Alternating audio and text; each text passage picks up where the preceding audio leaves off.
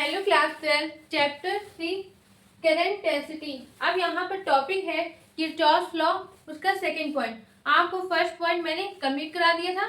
First law जैसे उसको एक और नाम से जानते हैं जंक्शन लॉ। अब यहाँ पर सेकंड पॉइंट क्या है, किरचॉफ सेकंड लॉ, इसको एक और नाम से हम जानते हैं लूप लॉ।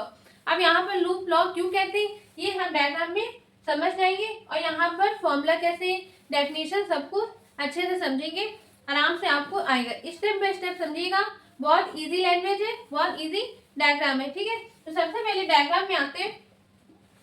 ये मान लीजिए ये हमारा एक सर्किट है। ठीक है, ये क्या है, सर्किट। ठीक है, हमको दे रखा है। ठीक, अब इसके बाद यहाँ पर हमने क्या किया, इसको दो पार्ट में डिवाइड कर दिया सर्किट को। ठीक, अब यहाँ पर इसको, यहाँ पर सर्किट में जो है यहाँ पर हमारा दो लूप है। अब आपको मैंने कहा था लूप क्या होता है, समझा रही हूँ। लूप वो है क्लोज सर्किट, मतलब यहाँ पर पूरी तरफ से बंद हो, क्लोज सर्किट हो, उसको हम बोलते हैं लूप। ठीक है, तो यहाँ पर जैसे मान लीजिए ये 1 है और ये 2 है। ठीक है, मतलब दो लूप है। जैसे देखिए अभी यहाँ से स्टार्ट कर रहे हैं। ठीक, अब यहाँ पर गया, फिर यहाँ से, फिर यहाँ पूरा क्लोज है ना, तो इसलिए इसको बोलते क्या है, लूप। ठीक, अब इसकी बात ध्यान से समझिएगा, बिल्कुल आराम से, कोई जल्दी नहीं, बिल्कुल यहाँ पे ध्यान से समझिएगा। डायग्राम बहुत अच्छा डायग्राम बन जाएगा, फिर आपको समझ में नहीं आएगा कैसे क्या हो गया। ठीक है, समझ के करिएगा। यहाँ पे देखिए फिर क्या किया मैंने, सेल कर दिया है, सेल लगा दिया। ठीक, अब यहाँ पर जो बड़ी प्लेट है वो पॉजिटिव की होती है और जो छोटी प्लेट है वो किसमें होती है, निगेटिव। ऐसे ही यहाँ पर भी मैंने क्या किया, सेल ऐड कर दिया, प्लस और ये माइनस। ठीक है, यहाँ तक क्लियर। अब इसके बाद यहाँ पर हमने रेजिस्टेंस ऐड कर दिया। ठीक है, इसको हमने नाम ले लिया R1, ऐसे यहाँ पर R2। ठीक, लेकिन तीसरे वायर में मैंने सिर्फ कुछ नहीं किया, सेल ऐड कुछ भी नहीं, तो यहाँ पर सिर्फ क्या है, रेजिस्टेंस। तो ये हो गया R3। ठीक है, अब यहाँ पर आपको इतना समझ में आ गया होगा। इसके बाद यहाँ पर अगर सेल है तो इलेक्ट्रोमोटिव फोर्स काम करता है, मतलब यहाँ पर इलेक्ट्रोमोटिव फोर्स को हम बोलते हैं E। अब ये सेल रेजिस्टेंस 1 वायर के लिए सेल भी क्या है, 1 के लिए, तो यहाँ पर इलेक्ट्रोमोटिव फोर्स क्या हो जाएगा, E1 हो जाएगा। अब देखिए डायरेक्शन आपको दिखा रही होगी, मतलब इलेक्ट्रोमोटिव फोर्स एक वेक्टर होता है, वेक्टर क्वांटिटी। अब यहाँ पर माइनस से प्लस की ओर जाता है। ठीक है, कहाँ से, डायरेक्शन देखिए माइनस की प्लस की ओर जाता है, इसलिए यहाँ पर इलेक्ट्रोमोटिव फोर्स है। इतना याद रखिएगा, ये डायरेक्शन माइनस की प्लस की ओर जाता है। ऐसे यहाँ पर इलेक्ट्रोमोटिव फोर्स E2 है। ठीक, अब इसके बाद देखिए हमने यहाँ तक कर लिया, पूरा डायग्राम बन चुका। अब लेकिन यहाँ पर एक कम है, क्या, सेल यहाँ पर, सेल के लिए यहाँ से जो करंट निकला तो यहाँ पर फ्लो हुआ I1। ठीक है, ऐसे यहाँ पर इसके लिए, दूसरे सेल के लिए यहाँ पर निकला करंट I2। ठीक है, अब इसके बाद देखिएगा, यहाँ पर ध्यान से समझिएगा, हम नेम दे देते यहाँ पर A B C D E, यहाँ पर E और यहाँ पर F। ठीक है, अब इसके बाद देखिए आप कुछ भी नेमिंग दे दीजिए, इससे कोई मतलब नहीं। ठीक, अब इसके बाद देखिए यहाँ से B से A, जो इस सेल से जो वायर निकला है, सेल से जो करंट निकला है वो यहाँ से गया, फिर यहाँ पर आया। ठीक है, ठीक, ऐसे यहाँ पर इस सेल से निकला जो करंट I2, वो यहाँ से गया तो यहाँ पर आए। अब दोनों क्या हो गए, ऐड हो गए, तो यहाँ पर जो करंट फ्लो हुआ क्या, I1 प्लस I2। ठीक है, मतलब पहले वाले सेल से जो करंट निकला I1 वो यहाँ पर आया, दूसरे वाले सेल से जो I2 करंट निकला वो भी यहाँ पर D पर आया। फिर क्या हुआ, दोनों सम हो गए, मतलब दोनों ऐड कर लिया, फिर यहाँ पर I1 प्लस I2 करंट हो गया। मतलब यहाँ पर जो रेजिस्टेंस है उसके लिए करंट कौन सा हो रहेगा, इसका अमाउंट है I1 plus I2।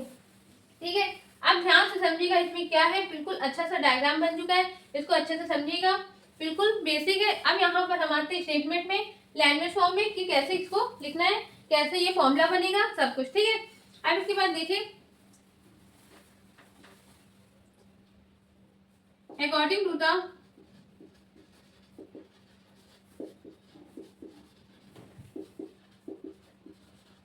Kirchhoff second law. ठीक है, नीचे लिखना है the algebraic sum of the product of flowing current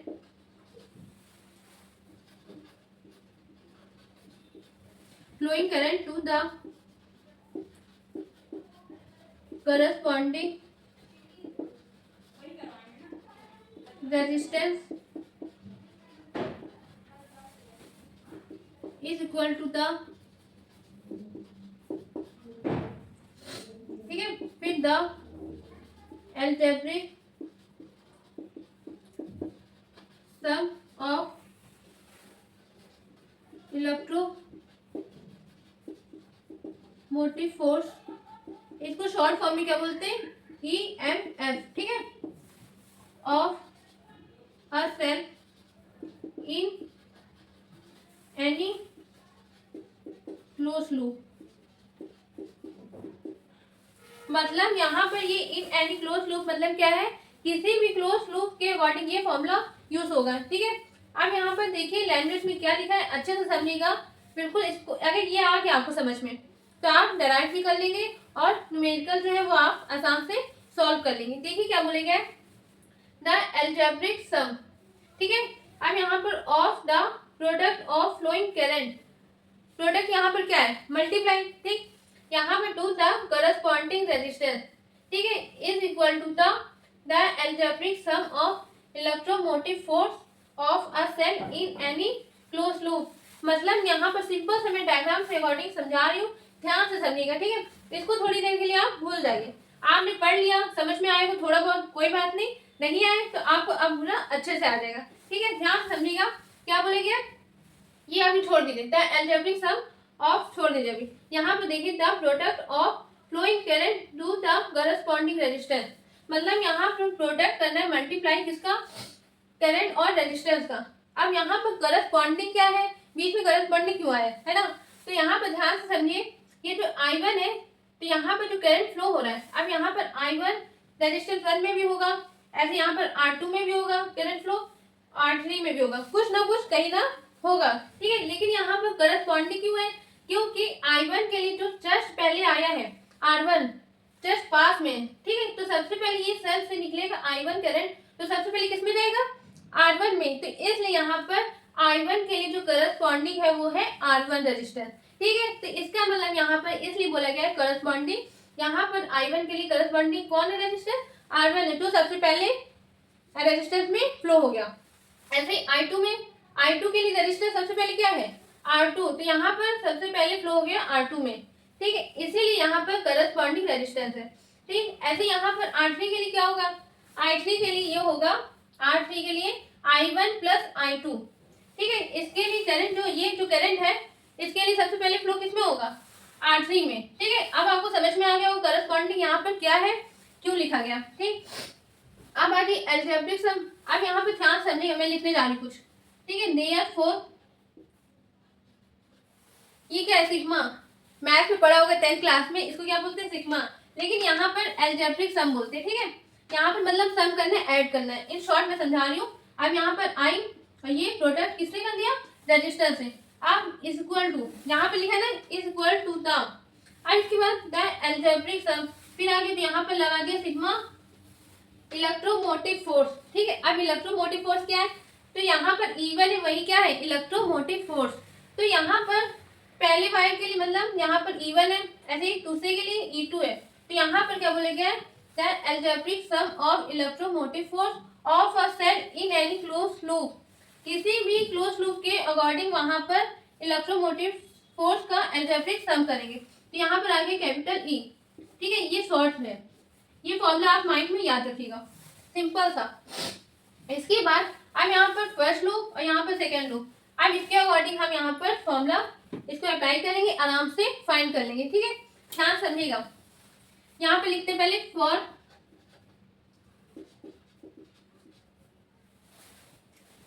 ऐसे लिखेंगे, फॉर फर्स्ट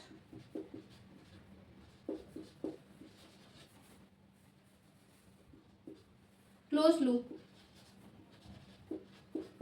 अब नेम क्या है देखिए, फर्स्ट लूप के लिए नेम ध्यान से पढ़िएगा, ए से बी, सी, डी, फिर ए, मतलब ए से बी गया, फिर बी से सी, फिर सी से डी, फिर डी से ए, ये पूरा क्या हो गया, एक लूप हो गया। तो ऐसे यहाँ पे लिख लेंगे A B C D A, ठीक है, और डायरेक्शन दिखा देंगे कि कैसे गया, पहले ए से बी गया, फिर बी से सी गया, फिर सी से डी, फिर डी से ए, ठीक है। आप ध्यान से समझिएगा, इसके अकॉर्डिंग हम फॉर्मूला पहले अप्लाई करते हैं। सबसे पहले हम LHS को लेते हैं, ठीक है, मतलब लेफ्ट हैंड साइड का लेते हैं। तो यहाँ पर देखिए सबसे पहले सम करना है, पहले प्रोडक्ट देखते हैं, आई के लिए आई और आर, ठीक। तो यहाँ पर देखिए ए से जो बी जा रहा है, I1 किस है, इस डायरेक्शन में, मतलब ए से बी जैसे हम जा रहे हैं उसके अपोजिट डायरेक्शन में जा रहे हैं I1, तो यहाँ पर क्या आ जाएगा माइनस, क्यों, क्योंकि अपोजिट डायरेक्शन में, ठीक है, I1, इसीलिए यहाँ पर एल्जेब्रिक सम लिखा है, माइनस प्लस को ध्यान देना आपको, ठीक है। यहाँ पर ए से बी हम जा रहे हैं, लेकिन आपके जस्ट अपोजिट डायरेक्शन में करंट फ्लो हो रहा है, ठीक है। तो यहाँ पर I1 और इसके लिए करस्पॉन्डिंग रेजिस्टेंस है R1, तो क्या करना है, प्रोडक्ट करना है। तो यहाँ पर लिखिए I1 R1, ठीक है, चलो पहला हो गया। फिर उसके बाद प्लस, अब यहाँ पर बी से सी गए, यहाँ पर ना कोई रेजिस्टेंस है ना कोई करंट है, तो यहाँ पर कुछ नहीं करेंगे। फिर लेकिन सी से गए, ध्यान से देखिए, सी से डी गए, तो यहाँ पर जैसे हम जा रहे हैं उसी ओर पर क्या जा रहा है, करंट फ्लो हो रहा है, तो यहाँ पर प्लस का I2, ठीक है। अब इसके लिए करस्पॉन्डिंग रेजिस्टेंस क्या है, R2 है, तो यहाँ पे लिख लेंगे I2 R2, प्लस माइनस क्यों आया आपको अच्छे से समझ में आ गया। फिर से देखिए सी से डी जो जा रहे हैं उसी डायरेक्शन में आपका करंट फ्लो हो रहा है, इसलिए यहाँ पर प्लस लिया, ठीक है।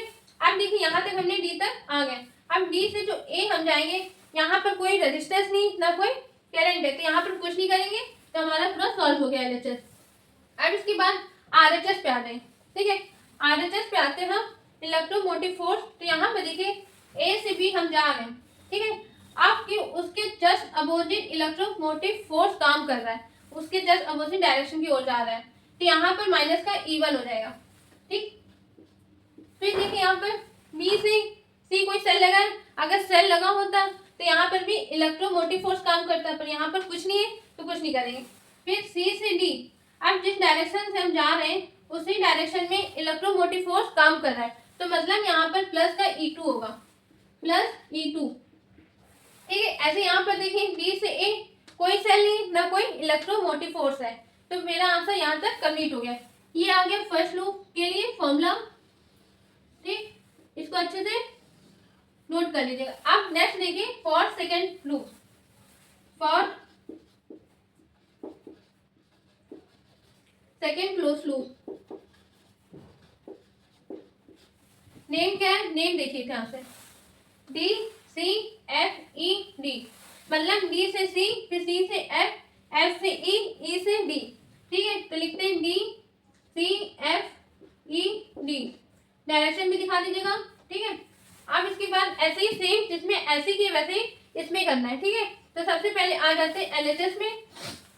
तो यहाँ पर देखिए डी से हम जा रहे हैं सी पर, जिस डायरेक्शन में हम जा रहे हैं उसके जस्ट अपोजिट करंट फ्लो हो रहा है, तो यहाँ पर माइनस का I2 इंटू R2, ठीक है। I2 का करस्पॉन्डिंग रेजिस्टेंस है R2, ठीक है, तो ये हो गया, ठीक। इसके बाद C से F में कोई रेजिस्टेंस नहीं है ना कोई करंट, तो कुछ नहीं करेंगे।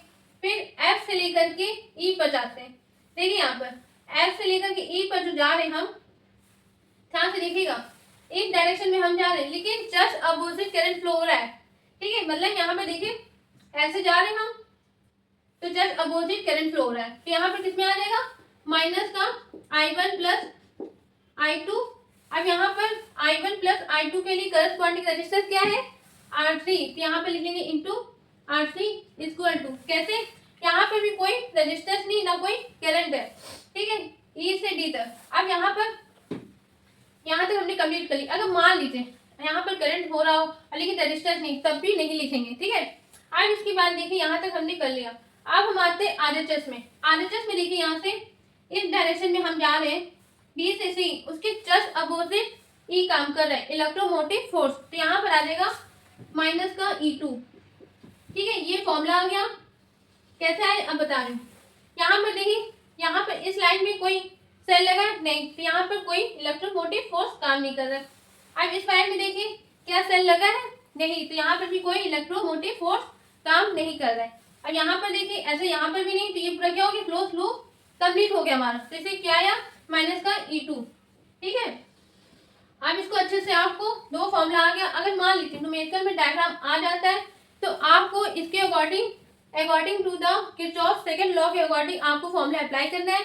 आराम से इसको सॉल्व करिएगा अच्छे से कम इसको 2 से 3 बार प्रैक्टिस करेगा, तभी आपको अच्छे से आएगा। अब हम मिलते हैं अगले नेक्स्ट वीडियो में नेक्स्ट टॉपिक के साथ। Thank you.